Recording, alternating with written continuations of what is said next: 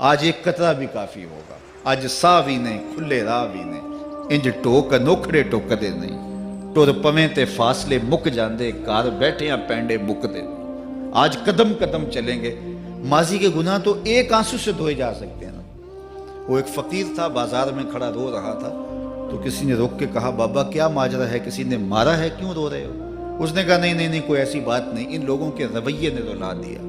کہا کیا مطلب؟ کہا بازار سے گزر رہا تھا، ان لوگوں کو دنیا میں کھوئے ہوئے دیکھا تو میرے دل میں ترس جاگا، تو میرا خیال یہ ہوا کہ ان بندوں کی رب کی صلح نہ کروا دوں۔ تو میں نے پھر اس سے بات کی، تو آواز آئی ٹھیک ہے لے آ ان کو میری چوکھٹ پہ، ایک آنسو سے سارے گناہ معاف کر دوں گا۔ میں بڑا خوش ہوا، میں ان سے بات کی، یہ الٹا میرا مذاق اڑانے لگے، جا بابا کام کر، تجھے کیا پتا دنیا داری کیا ہوتی ہے۔ تو وہ تو مان رہا تھا، یہی نہیں مان رہے، تو مجھے ان کے رویے پہ رونا آ رہا ہے۔ وہ کہتا ہے میں بخشنے پہ آمادہ ہوں، ہم تو مائل بکرم ہیں، کوئی سائل ہی نہیں، راہ دکھلائیں کسے، راہ رب منزل ہی نہیں، جلوائے طور تو موجود ہے، کوئی موسیٰ ہی نہیں۔ وہ تو کہتا ہے میں معاف کر دوں گا، لیکن یہ عجیب ہے کہ یہ آمادہ ہی نہیں ہے، یہ مان ہی نہیں رہے۔ تو مجھے ان کے رویے پہ افسوس آ گیا، ان کے رویے پہ رونا آ گیا، اس لیے میں رو رہا ہوں، ورنہ نے مجھے مارا نہیں، کوئی تکلیف نہیں پہنچائی۔ خیر اگلے دن وہی بزرگ قبرستان کے قریب سے گزرے تو دیکھا کہ وہ بابا قبرستان میں کھڑا رو رہا ہے، تو پھر رک گئے کہ بابا بازاروں میں بھی روتا ہے، قبرستانوں میں بھی روتا ہے، آج کیا ماجرا ہے؟ کہا آج بھی میرا ماجرا کل والا ہی ہے۔ کہا کیا مطلب؟ کہا کل بازار سے گزر رہا تھا، ان کو دنیا میں کھوئے ہوئے دیکھا، میرے دل میں ترس جاگا، تو میرا خیال ہوا ان بندوں کی اور رب کی صلح کروا دوں، تو وہ تو مان رہا تھا، وہ بندے ہی نہ مانے، تو آج میں ادھر آ گیا۔ میں نے کہا چلو ان سے بات کرتے ہیں۔ آج میرا خیال یہ ہوا کہ قبرستان والوں کی اور رب کی صلح کروا دوں۔ تو کہا پھر آج کیا بنا؟ کہا آج یہ مان گئے ہیں، وہ نہیں مانتا۔ تو صاحبو آج وہ مان رہا ہے، آج ہم مان جائیں۔ میں نے کتب میں پڑھا ہے کل قیامت کے دن نیکوکار بھی پچھتائیں گے۔ بدکاروں کا پچھتانا تو سمجھ میں آتا ہے، نیکوکار کیوں پچھتائیں گے؟ جب اپنے اچھے اعمال کی جزا دیکھیں گے تو پچھتائیں گے، جو چند لمحے ضائع کر دیے وہ بھی کیوں ضائع کر دیے۔ قیمتی زندگی ہے، یہ ٹوٹتی سانسیں، ان کی قدر کیجیے۔ ایک بزرگ فرماتے ہیں کہ مجھے اس بات کی سمجھ نہیں آتی تھی کہ جو قرآن نے کہا ان الانسان لفی خسر، بے شک انسان خسارے میں ہے، تو میں سمرقند کے بازار سے گزر رہا تھا تو وہاں ایک آدمی پھٹے پہ برف رکھ کے بیچ رہا تھا اور ساتھ آواز لگا رہا تھا۔ آج کل تو یہاں وہ پاپڑ بیچنے والے بھی کوئی آواز لگاتے، تو وہ برف پھٹے کے اوپر رکھ کے بیچ رہا تھا اور ساتھ آواز لگا رہا تھا۔ آواز کیا تھی؟ ارحمو ارحمو الا من یذوب راس مالہ، او گزرنے والوں میرے پہ ترس کھاؤ، میں ایسا تاجر ہوں جس کا راس المال پگھلتا جا رہا ہے۔ چونکہ یہ جو برف ہے ایسا سودا ہے جو گاہک کا انتظار نہیں کرتا۔ آپ کپڑا بیچتے ہیں، آج گاہک نہیں آیا، ہو سکتا ہے کل دعانے مہنگا بیچ لیں۔ آپ پیٹرول بیچتے ہیں، ہو سکتا ہے کہ کل پڑا 6 روپے اوپر چلا جائے، آپ کا لاکھوں کروڑوں کا فائدہ ہو جائے۔ لیکن آپ اگر برف بیچتے ہیں، آج نہیں بکی تو کل برف ہی نہیں ہوگی۔ تو وہ سل پہ برف بیچ رہا تھا اور ساتھ لوگوں کو دہائی دیتے ہوئے کہہ رہا تھا او لوگو میرے پہ ترس کھاؤ، مجھ سے برف لیتے جاؤ، میں ایسا تاجر ہوں جس کا راس المال پگھلتا جا رہا ہے۔ تو کہتے ہیں جب اس نے یہ آواز لگائی نا تو میرے قدم رک گئے اور میں اس کے قریب چلا گیا اور میں نے کہا کہ مجھے ان الانسان لفی خسر کا ترجمہ سمجھ میں آ گیا۔ جس طرح تیری برف پگھلتی جا رہی ہے، میری زندگی پگھلتی جا رہی ہے، اور اگر تو اب برف وقت پہ بیچ لے، ان پگھلتی برف کو تو درہم کے بدلے، دینار کے بدلے، پارچہ جات کے بدلے، جنس کے بدلے فروخت کر لے تو فائدہ ہو جائے گا، 4 آنے تیرے ہاتھ لگ جائیں گے۔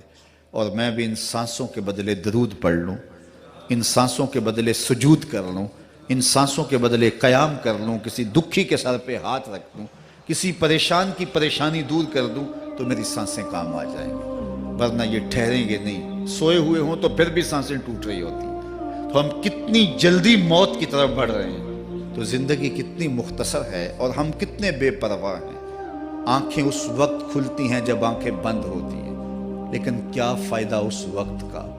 آج کا پچھتاوا کل کی بہتری کی ضمانت ہے، اور آج کے پچھتاوے سے کل کی زندگی کی خوبصورتی نصیب ہو سکتی ہے۔ اس لیے یہ ڈھلتا ہوا سورج، یہ دیکھیں ابھی جب داخل ہوئے تھے تو سورج ابھی سر پہ تھا، لیکن اب سورج درد غروب سے زرد ہو چکا ہوگا اور چند لمحوں کے بعد وہ نگاہوں سے اوجھل ہوگا۔ میاں صاحب بھی بولے کہ زندگی تیری جو ہے ڈوبتے سورج کی طرح ہے، ڈیگرتے دن گیا محمد اوڑک نو ڈوب جانا۔ تو یہ میں اور آپ لمحہ لمحہ موت کے قریب ہو رہے ہیں۔ اس سے قبل کہ وہ وقت آئے کوئی حجت باقی نہ رہے، مجھے اپنی زندگی کو، آپ کو اپنی زندگی کو اللہ اور اس کے رسول کی چوکھٹ پہ حاضر کر دینا ہے۔ ہمارے میزبان محترم نے کہا والدہ ماجدہ کی بابت، تو آج ان کے اصالِ ثواب کے لیے میں اور آپ جمع ہیں۔ ایک وقت ہمارے اوپر بھی آنے والا ہے کہ لوگ ہمارے لیے جمع ہو رہے ہوں گے۔ یہ وقت تو آنے والا ہے، اس کے تو چھٹکارا نہیں ہے، اس سے تو خلاصی نہیں ہے، کوئی بھاگ سکتا نہیں ہے، موت سے تو فرار نہیں ہے۔ تو آج وہ نہیں ہیں، لیکن ان کا سعادت مند بیٹا ان کی یادوں کے چراغ کو روشن کیے ہوئے ہے۔ ورنہ میں ایسے بیٹے بھی دیکھے ہیں جنہوں نے اپنی سکی ماں کا جنازہ نہیں پڑھا۔ آپ کہیں گے کوئی ایسا بد نصیب بھی ہو سکتا ہے، جنازگاہ میں گیا ہے لیکن وہاں جا کے کھڑا رہا ہے، جنازہ نہیں پڑھا۔ آپ کہیں گے کہ ایسا بد نصیب، میں نے کہا ایسے بد نصیب آپ نے بھی دیکھے ہوں گے۔ یہ کون سے بد نصیب ہیں؟ یہ وہ بد نصیب ہیں جنہیں جنازہ آتا نہیں، ساری زندگی لوگوں سے فراڈ کرتے ہیں، اور جب اپنی ماں مر جاتی ہے، اپنا باپ فوت ہو جاتا ہے، تو یہ فراڈ پھر وہ اپنی ماں سے بھی کرتے ہیں، اپنے باپ سے بھی کرتے ہیں۔ مجھے بتاؤ کتنا بد نصیب ہے وہ بیٹا کہ جو اپنی ماں سے، اور وہ بھی مرنے کے بعد فراڈ کر رہا ہے، اور اپنے باپ سے وہ بھی مرنے کے بعد فراڈ کر رہا ہے۔ اور کتنا خوش نصیب بیٹا ہے کہ جو روزانہ اپنی ماں کے لیے دعا کرتا ہے۔ اور میں کہتا ہوں اگر بیٹا نمازی ہوگا، بیٹی نمازی ہوگی، اہتمام سے دعا نہ بھی کرے، دن میں کتنی مرتبہ کہے گے ربنا اغفر لی ولوالدی، اے اللہ مجھے بھی بخش دے، میری ماں کو بھی بخش دے، میرے باپ کو بھی بخش دے۔ اور جب بندے ہاتھ اٹھا کے دعا مانگتے ہیں اللہ خالی ان ربکم حیی کریم یستحیی من عبدہ اذا رفع یدیہ ان یردہما صفرا، تمہارا رب حیا کرنے والا سخی ہے، کریم ہے۔ بندے جب اس کے سامنے ہاتھ اٹھا کے دعا مانگتے ہیں، اللہ فرماتا ہے مجھے شرم آتی ہے ان کے اٹھے ہوئے ہاتھ خالی کیسے موڑ دوں۔ انہوں نے میرے سے مانگا ہے، میں بھی نہیں دوں گا تو کس در پہ جائیں گے۔ میں ایک دیہاتی بات کرنا چاہتا ہوں، اتنے لوگ جتنے آپ یہاں بیٹھے ہیں، اتنے لوگ اٹھ کے کسی دنیا دار کے ڈیرے پہ چلے جائیں اور اس سے کچھ مانگیں اور وہ دے سکتا بھی ہو، تو کیا وہ آپ کو خالی لوٹا دے گا؟ وہ کہے گا ڈیرہ داری کی شان کے خلاف ہے کہ اتنے لوگ دروازے پہ آ گئے اور ان کو خالی موڑ دوں۔ تو جب تم اتنے بڑے ڈیرہ دار ہو اور تمہیں اتنی غیرت ہے کہ اتنے لوگوں کو خالی نہیں موڑتے، تو کریم خالی موڑتے؟ آؤ تو صحیح اس کی چوکھٹ پہ جھولی پھیلاؤ تو صحیح۔ پھر دنیا داروں سے مانگنا ہو تو ان کی زبان میں مانگنا پڑتا ہے۔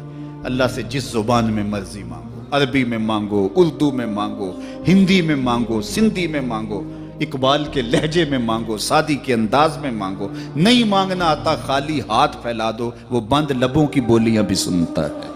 آؤ تو صحیح اس کی چوکھٹ پہ، اپنے ہاتھ پھیلاؤ تو صحیح۔ دنیا داروں سے مانگے تو ناراض ہوتے ہیں، خدا سے نہ مانگو تو ناراض ہوتا ہے۔ اللہ کل ما یابو بکم ربی لولا دعاؤکم، آؤ نا اس کی چوکھٹ پہ، دستے طلب دراز کرو۔ دنیا داروں سے مانگنے کے لیے وقت چاہیے۔ اس وقت تو صاحب سوئے ہوں گے، اس وقت تو ناشتہ کر رہے ہوں گے، اس وقت تو بیوی بچوں کے ساتھ مشغول ہوں گے، لیکن اللہ سے جب بھی مانگو، پچھلے پہر کنڈی کھڑکاؤ در رحمت کھلا پاؤ گے۔ دن کو مانگو، رات کو مانگو، مانگو تو صحیح، وہ تو اتنا کریم ہے۔